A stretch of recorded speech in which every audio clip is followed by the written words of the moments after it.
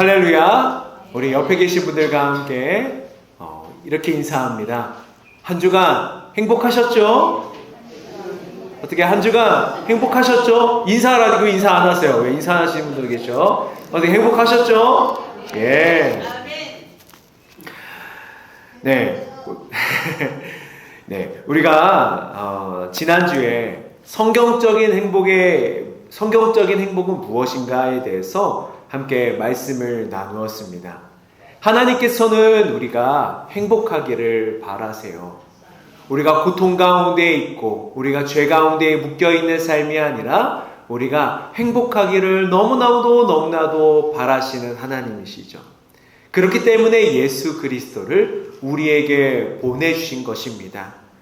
여러분, 우리의 행복을 지탱해주는 이 세 가지를 지난주에 함께 말씀을 나눴는데 혹시 기억하시는지 모르겠어요. 첫 번째는 여러분 정의였고, 두 번째는 여러분 사랑이었고, 마지막은 믿음이었어요. 아유, 감사해요. 이렇게 정의, 사랑과 믿음이라는 튼튼하고 멋진 기둥을 우리 삶에 이렇게 세웠다면 이제 그 기둥 위에 비를 막아줄 든든하고 아름다운 집을 지어야 되겠죠. 지붕을 얹어야 되겠죠. 그래야지 우리가 매일마다 웃으며 기쁘게 살아갈 온전한 행복한 집이 되지 않겠습니까?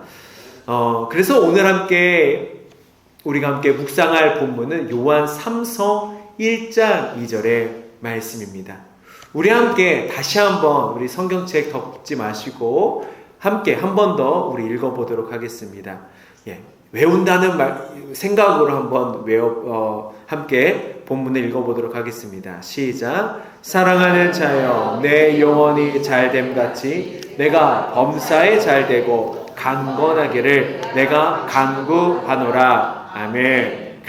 뭔가 듣기만 해도 막 가슴이 뻥 뚫리는 것 같고 막 뭔가 잘될 것만 같고 정말 입가에 절로 미소가 지어지는 참으로 복된 말씀입니다.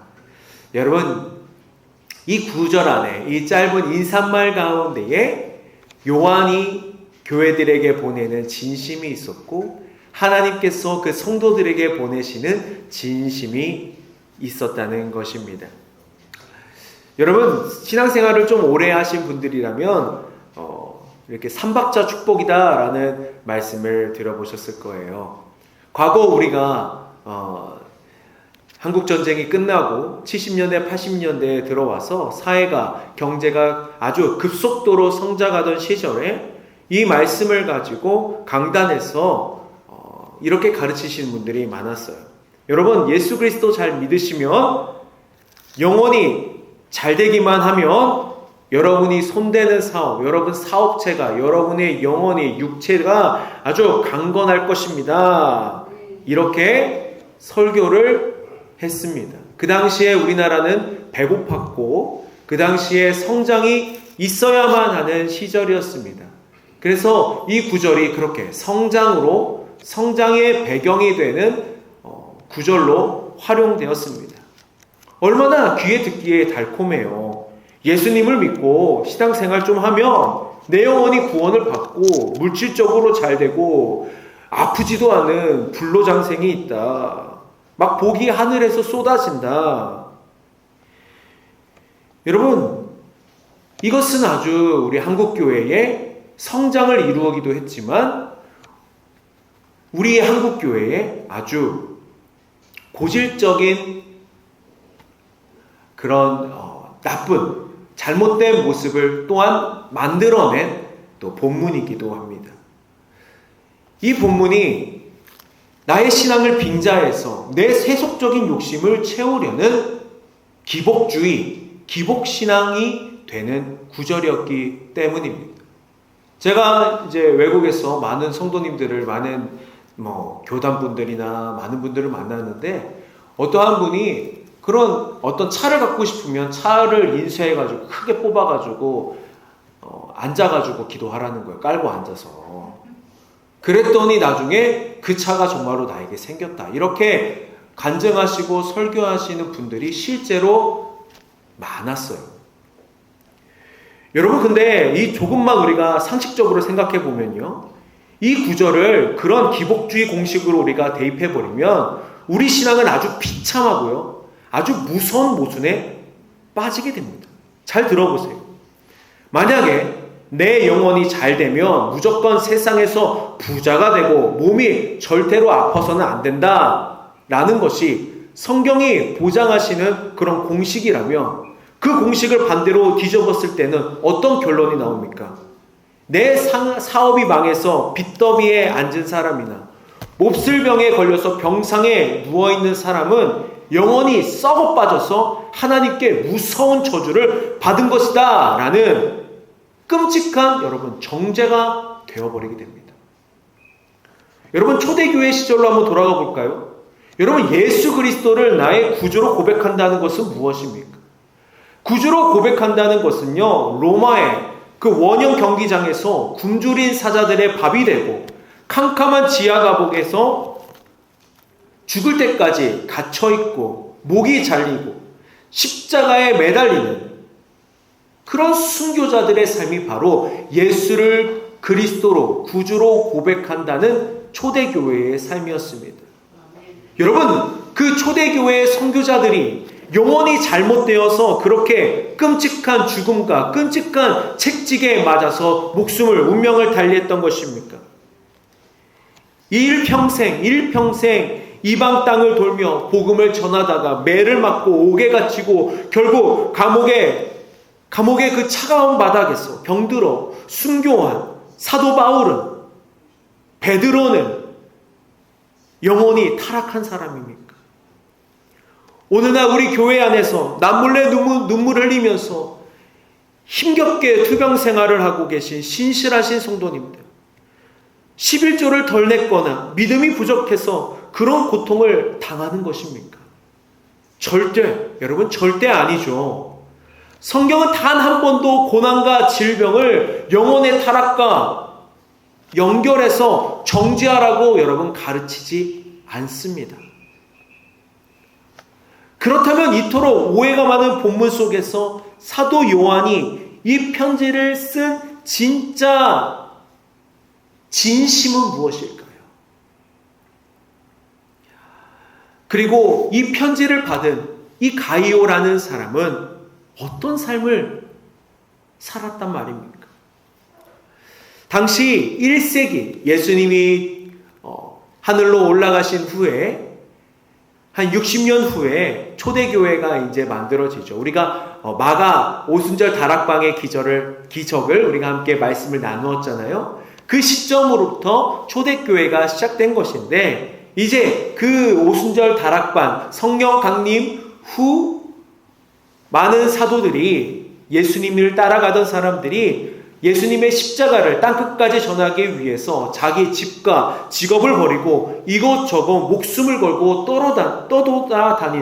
돌아다니는 순회 전도자들의 삶을 살았습니다. 그 중에 가이오도 핍박받고 굶주린 낯선 그런 말씀을 전하는 전도자들에게 자신의 집 대문을 활짝 열어주었습니다. 지친 순례자들의, 그리고 지친 전도자들의 발을 씻겨주고 따뜻한 밥을 지어서 먹이고 편안히 쉴 수 있는 잠자리를 기꺼이 내주었던 참으로 가슴이 따뜻한 사람이 바로 가이오였습니다. 그런데 그 출석하던 교회 안에 디오드레베라는 아주 교만하고 못된 인물이 있었다는 거예요.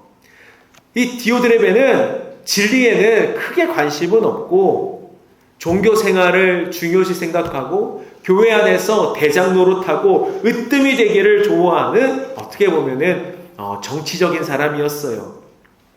그래서 디오드레베는 가이오가 하는 일들을 좀 눈에 가시처럼 보였어요. 야, 그 떠돌아다니는 사람들은 왜 네 재물들을 다 이용해가지고 먹여주고 입혀주고 그렇게 하냐? 거기 냄새나게 그러지 말고 교회에서 당장 내쫓아버려라. 그러나 가이오는 그 디오드레베의 어떻게 보면은 핍박에도 불구하고 결코 흔들리지 않았어요. 지난주 우리가 나누었던 그런 행복의 영적 기둥들이 그 가이오의 삶을 떠받치고 있었다는 거예요. 나그네들의 목숨을 지켜주는 그 정의, 자신의 지갑을 기꺼이 여는 사랑, 그리고 사람을 두려워하지 않는 꿋꿋한 믿음의 기둥을 교회 한복판에서 자신의 삶 속에서 묵묵히 세워가고 있었습니다. 사도 요한은 그렇게 충직한 영적인 교회의 아들인 가이오에게 편지를 쓰면서 당시 로마 그리스 사람들의 그 편지 형식에서 흔히 사용하던 그 인사말을 가지고 이 편지를 지금 시작하고 있는 거예요. 실제로 당시에 편지들, 발굴된 편지들을 이렇게 보면은 이렇게 유행어처럼 쓰이던 인사말이 있었어요. 그것은 바로 너의 건강과 범사가 언제나 잘 되기를 기도한다라는 내용이었어요. 이것은요, 기독교인들만, 그리스도인, 예수님을 믿는 사람만 쓰던 것이 아니라 그 그리스 로마 시대를 살았던 모든 사람들이 누군가에게 편지를 쓸 때에 그 첫머리에 사용하던 그냥 유행어 같은 거였어요. 흔한 인사말이었다고요. 근데 이것을 기독교적으로 바꾸어서 가이오를 위로했던 것입니다. 우리가 읽었던 요한 3서 1장 2절의 말씀을 우리의 일상의 언어로 번역하면 이런 뜻이 됩니다. 잘 들어보세요. 사랑하는 아들 가이오야, 요즘 너를 시기하고 괴롭히는 디오드렙의 일당들 때문에 마음고생이 너무 심하지? 억울한 일도 많을 텐데 그럼에도 불구하고 흔들림 없이 복음의 진리를 지켜주어 내가 참으로 고맙고 눈물이 난다. 가이오야, 부디 밥 굶지 말고 잘 챙겨 먹어라. 몸 건강이 별탈 없이 이 위기를 잘 넘기기를 이 늙은 요한이 매일 밤낮으로 눈물로 기도하고 있단다. 제가 이 요한 3서 1장 2절을 우리의 일상의 언어로 한번 재해석해 본 것이에요. 여러분, 얼마나 가슴 뭉클한 목회자의 편지입니까? 누군가가 저에게 야, 동환아, 너 연천에 있느라고 힘들지? 밥 굶지 말고 잘 지내. 내가 언제 한번 찾아갈게. 이런 말을 들을 때면 얼마나 위로가 되고 힘이 되겠어요. 실제로 많은 저희 동료들과 선배 목사님들이 또 그렇게 말씀해 주셔서 우리 성도님들의 또 응원으로 기도해 주셨던 것처럼 그런 사랑으로 제가 지금 이렇게 든든하게 서가고 있는 거잖아요. 여러분, 이 요한의 인사말, 너의 영혼이 잘 되고 범사가 잘 되고 강건하기를 바란다라는 것은요, 그냥 어떤 너의 정말 인생이 잘 되라고 격려하는 차원이 아니라는 거예요. 여러분, 어떤 격려일까요? 우리가 그것을 좀 더 자세히 정확하게 알기 위해서는 이 당시에 또 하나의 유행했던 그 사상들, 사람들의 생각을 하나 우리가 꼭 알아야 해요. 그것은 바로 영지주의라는 거예요. 영적인 지식이 제일이다라는 뜻의 그런 철학과 사상이에요. 근데 이 신약 성경을 읽을 때에 우리가 영지주의를 사실 잘 모르면요, 많은 것들이 사실 해석이 잘 안 되고 내 멋대로 해석할 수 있는 상황들이 많아요. 영지주의라는 것은요, 제가 말했던 것처럼 영적인 것이 제일이라는 거예요. 그럼 육체는 뭐예요? 별 볼 일 없다는 거예요. 야, 이 육체는 맨날 디립다 먹기만 하고 싸기만 하고 범죄하기만 하기 때문에 이 육체는 별로 소중하지가 않아. 그렇기 때문에 영적인 지식만이 제일인 거야 라는 그런 사상이 있었어요. 정확하게는 이렇게 가르친 거예요. 오직 눈에 보이지 않는 영혼만이 거룩하고 깨끗하다는 거예요. 반대로 눈에 보이는 육신과 물질 세계, 일상생활은 모두 다 썩어 빠지고 악하고 더러운 것이다 라는 것이죠. 여러분, 이렇게 엉터리 가르침이 교회까지 독버섯처럼 번졌어요. 그래서 성도들의 신앙생활에는 두 가지 극단적인 병적인 모습이 보이게 되었다는 거예요. 첫 번째는 아주 지독한 금욕주의에 빠졌어요. 아유, 이 더러운 육신 덩어리. 맛있는 고기를 먹는 것도 제약이야. 잠을 편하게 자는 것도 사치야 하면서 밥도 굶고 잘 씻지도 않고 잠도 자지 않아서 바짝 마른 사람들처럼 그렇게 다녔다는 거예요. 하나님께서 주신 기쁨은 사라지고 자신의 몸을 학대하는 것이 최고 수준의 경건이라고 착각했던 거예요. 두 번째 사람들은 정반대로 완전한 타락한 방탕주의에 빠졌어요. 야, 이 육신 어차피 썩어져 없어져 버릴 쓰레기잖아. 아무런 가치도 없어. 그러니까 내 몸뚱이로 술을 먹던, 죄를 짓던, 성적으로 타락하던, 아무리 내 몸을 굴려도 아무 상관이 없어. 내 거룩한 영혼만 천국에 가면 그만이야. 라고 하면서 엉망진창적인 그런 윤리적인 삶을 살았어요. 결국 이 영주주의라는 아주 치명적인 영적인 바이러스 때문에 성도들의 삶에서 건강한 일상의 그 행복들이 완전히 증발해버렸다는 거예요. 땀을 흘려 직장에서 정직하게 일하는 보람, 사랑하는 가족들을 위해서 시장을 보고 찌개를 끓이고 함께 둘러 앉아서 저녁 먹는 시간, 이웃들과 함께 사소한 이야기 가운데 껄껄 웃기도 하고, 그렇게 평범하게 나누었던 모든 일상들이 세속적이고 더러운 육신의 행위로 여러분 취급당했다는 거예요. 그래서 이 가이오가 섬겼던 그 지역에서도 성도들의 그 얼굴에서도 기쁨이 사라지고 그저 피말리고 우울한 무거운 짐만, 그것이 일상이 되어버린 삶들이 막 퍼져가고 있었다는 거예요. 이때 사도 요한이 영적인 아들 가이오에게 편지를 보내서 이 영지주의에 대해서 경계하고 주의하고 또한 잘 가르치라고 힘내라고 편지를 쓴 거예요. 가이오야, 저 이단들의 거짓말에 절대로 속지 말라. 우리 하나님은 너의 보이지 않는 영혼만 쏙 빼서 사랑하시는 반쪽짜리 하나님이 아니야.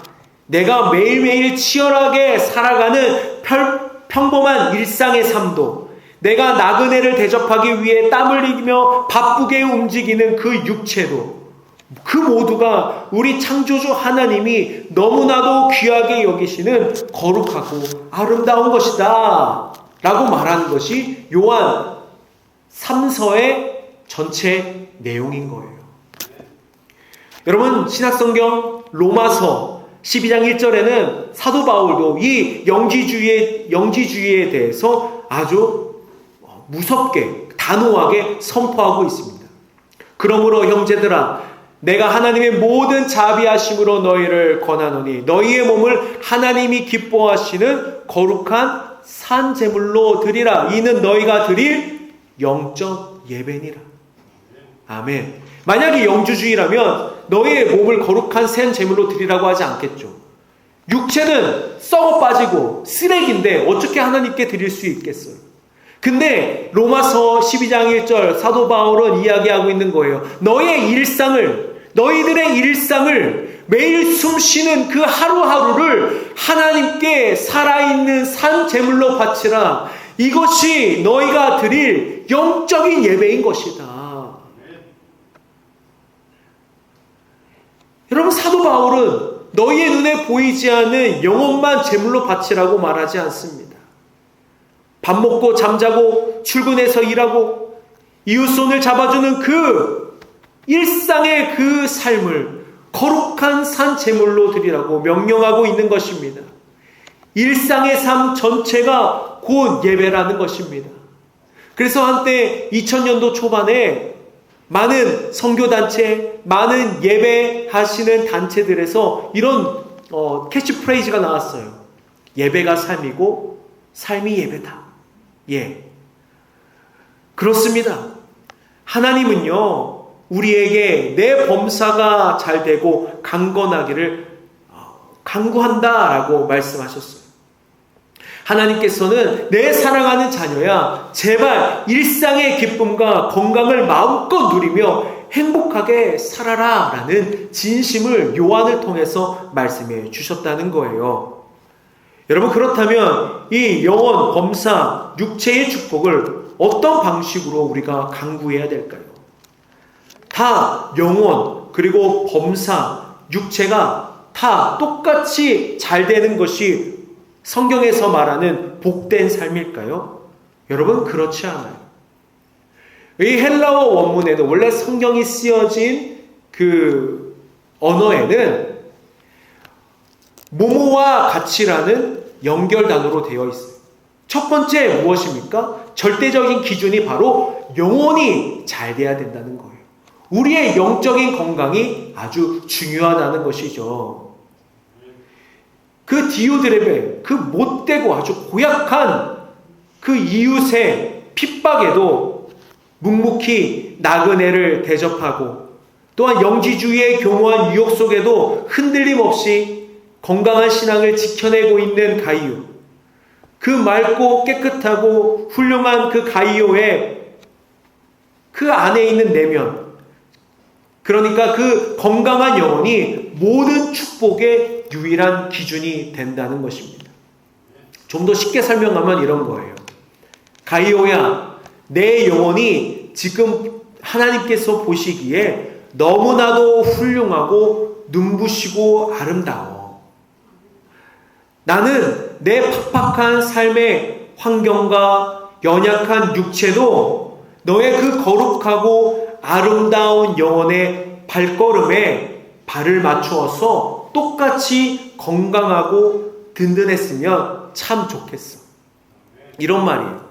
그러니까 먼저 너의 영혼이, 하나님께 드리는 너의 영혼이 건강한 것 같이 너의 범사, 매일의 삶도 그렇게 건강해지고, 그리고 너의 육체와 모든 너의 사업도 그렇게 잘 되기를 원한다는 것입니다. 그러니까 무엇이 먼저입니까? 하나님께 나아가는 삶, 하나님의 말씀을 우리의 삶에 담아서 그것을 실천하는 삶이 제일 먼저 중요하다는 거예요. 그리고 사도 바울은 그렇게 내가 하나님의 말씀을 담아서 섬기는 그 모든 것들이 그와 같이 된다고 이야기하고 있는 것입니다. 시편 1편 3절은 이렇게 이야기하고 있죠. 그는 시냇가에 심은 나무가 철을 따라 열매를 맺으며 그 잎사귀가 마르지 아니함 같으니 그가 하는 모든 일이 다 형통하리로다. 아멘. 여러분, 한번 상상해 보세요. 우리가 이 말씀을 이해할 수 있도록 우리가 조금 상상을 한번 해보도록 하겠습니다. 시냇가에 심긴 나무가, 나무 속에 그 깊이 감추어진 뿌리가 그 시냇가에 맞닿아 있기 때문에 여러분 건강할 수 있는 거예요. 푸르름을 유지할 수 있는 것이죠. 그와 같이 우리 영혼이 잘 된다는 것은 내가 하나님 곁에 있어서 연결되어서 하나님 그 시냇가에 우리가 곁에 있고 그 물줄기가 나의 삶 가운데에 연결되어서 나의 영혼이 잘 된다는 거예요. 그리고 밭으로 이제 풍성하게 드러나는 푸른 잎사귀와 열매들이 바로 우리의 범사와 육신의 강건함이라는 거예요. 여러분, 잎사귀가 나려고 하고 열매가 맺히기 위해서는 먼저 무엇이 필요해요? 그 뿌리가 시냇가에 연결이 되어 있어야 된다는 거예요. 물의 공급원, 우리의 생명의 근원이신 하나님께 접근집바 되어야지만 우리의 삶에 이파리가 나고 열매가 난다는 것입니다. 여러분도 너무나도 잘 아시죠? 저보다 더 식물들을 잘 키우시니까 너무나도 잘 아시잖아요. 여러분, 나무의 잎사귀가 마르지 않고 열매가 풍성한 이유가 무엇입니까? 태양이 막 뜨겁게 비추니까 잎사귀가 마르는 것입니까? 아니죠. 보이지 않는 뿌리가 그 물 곁에 있기 때문에 아무리 태양이 세게 내려찐다고 해도 열매와 그 나뭇잎들이 결코 푸르름을 잊지 않는다는 것입니다. 근데 아무리 위에 있는 열매와 나뭇잎을 닦아주고 아유 잘 자라라 이렇게 격려해줘도 그 뿌리가 물의 근원에 닿지 못하면 결국에는 나뭇잎과 열매들은 여러분 시들어질 수밖에 없는 것이죠. 우리의 영혼이 하나님 그 생수의 곁에 있을 때에 우리의 삶에 드러나는 그런 이파리도 열매도 풍성하게 될 줄 믿습니다. 여러분, 잘되다라는 것이 무엇입니까? 그냥 출세하고 내 통장에 그냥 억 단위로 떼돈을 번다는 뜻이 아니에요. 이 잘되다의 본래 의미는 인생길을 여행하면서 큰 위험을 피하고 최종 목적지까지 안전하게 순탄하게 인도를 받다라는 아주 아름다운 뜻이에요. 가이오는 핍박자들의 방해 속에서도 순례 전도자들을 자기 집에 재우고 먹이고 방패막이가 되어서 교회를 지켜내고 있었습니다. 요한이 가이오의 범사와 건강이 무탈하도록 그토록 애타게 기도한 이유가 진짜 이유가 여기 숨어 있다는 거예요. 여러분 만약에 가이오가 쫄딱 망하면 어떻게 돼요? 그 디오드레베의 핍박에 스트레스 받아가지고 머리 잡고 병상에 누워지면 어떻게 돼요?